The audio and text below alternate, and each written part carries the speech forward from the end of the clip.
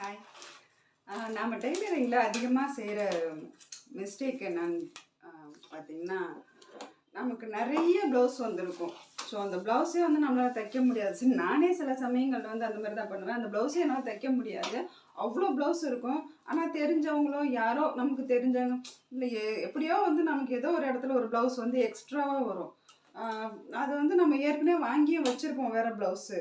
அந்த எக்ஸ்ட்ரா ஒரு ப்ளவுஸ் நம்ம என்ன செய்ய முடியாது, நம்ம தைக்க முடியாது, எனக்கு வேண்டாம் நீங்கள் கொடுக்காதீங்கன்னு சொல்ல முடியாது. ஏன்னா அது ஒரு வருத்தமாக போகும்.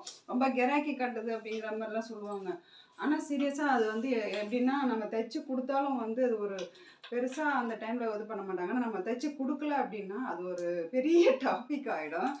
அது டெய்லரிங்கை பொறுத்த வரைக்கும் அது நமக்கு ஒரு சின்ன சின்ன இதுதான், மனஸ்தாபங்கள் வர்றது தான். இதே நம்ம தெரியாத இடங்கள்ல கடை வச்சுட்டோம், யாருக்குமே தெரியாது நம்மள அப்படின்னா நமக்கு ஒன்றுமே பிரச்சனையே